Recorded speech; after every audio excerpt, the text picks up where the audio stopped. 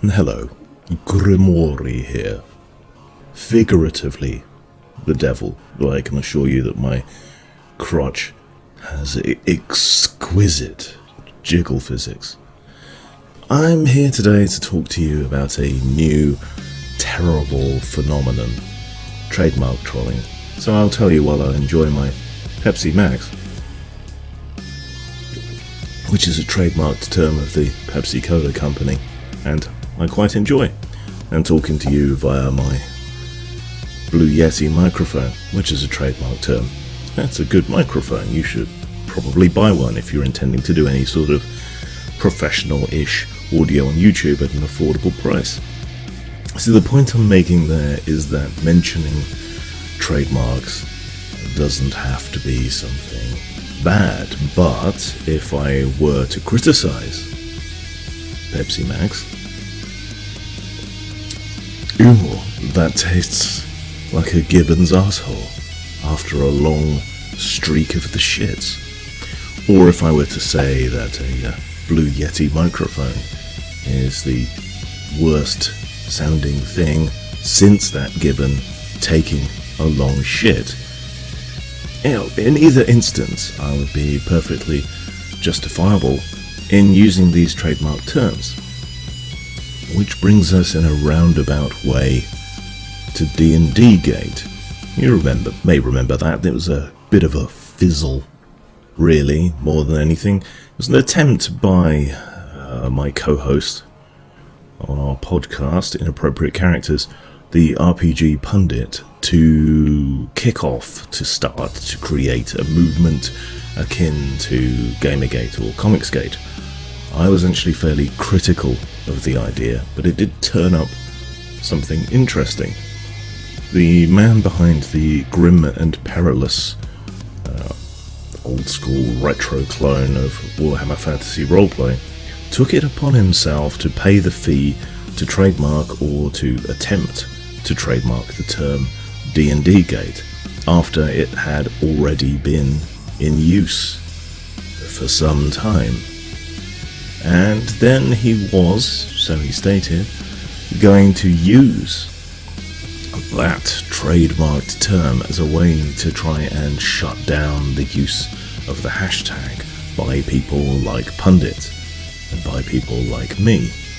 And this morning I got a notification notice via YouTube telling me that, well, this was the case, that he had made trademark claims against a whole bunch of videos by myself, by Pundit, by Venger Satanis, and by a couple of foreign people who I assume are friends of the RPG Pundit. This is obviously a spurious claim, though of course I can't afford to challenge it in any way, so in spending out the money and doing this, he's likely to be reasonably successful in shutting down conversation. So I replied to YouTube saying that this is obviously spurious, but I don't have the means to challenge it. I just think it would set a terrible precedent, and you shouldn't capitulate to it. And I wrote to the man himself, and I said much the same thing. I'm not wedded to D&D Gate. I don't think it was a good idea. I was critical of it, ironically, in the very video that he's attempting to take down.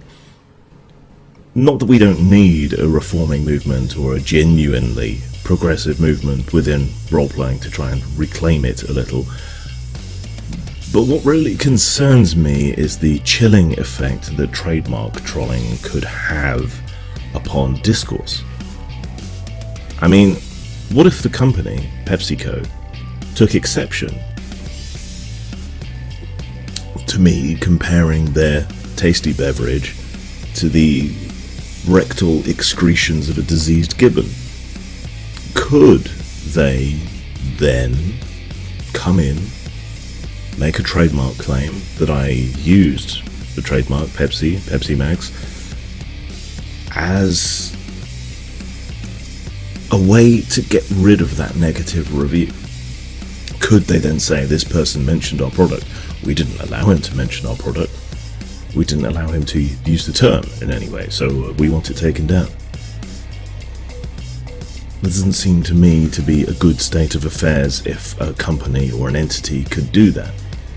Many people use the hashtag MAGA on Twitter, Facebook, YouTube, whatever, both genuinely in support of President Trump, God knows why, or sarcastically to attack him.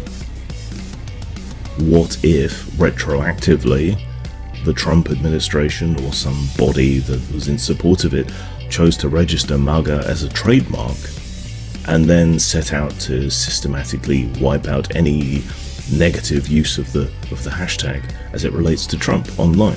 What if they took a popular progressive hashtag and trademarked it and used that so only critics were there? You see, you have to think about the bigger picture in these kind of cases. We already have problems with copyright trolling, with spurious companies making spurious claims about content on videos so that they can get money from the advertising and viewer revenue and so on YouTube. To allow trademark trolling such as this to continue would have a massive chilling effect, a massive negative effect on the public discourse.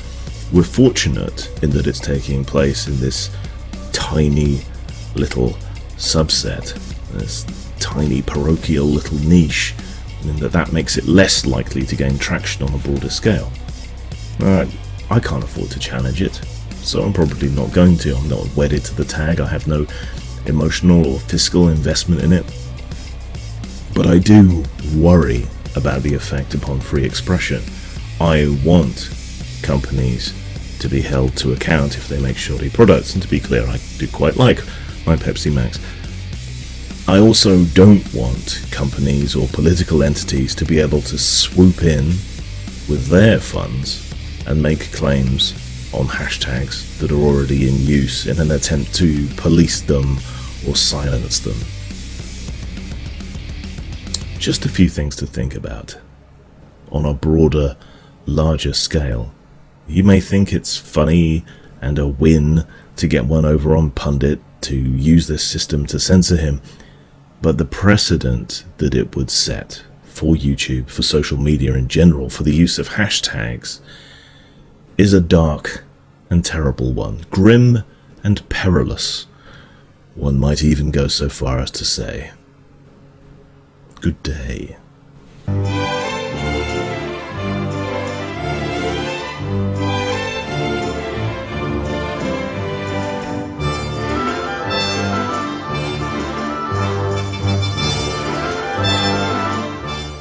Postmortem Studios is my personal imprint where I create role-playing games, stories, card games, board games, and more.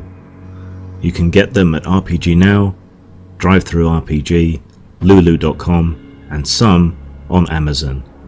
Role-playing games to die for.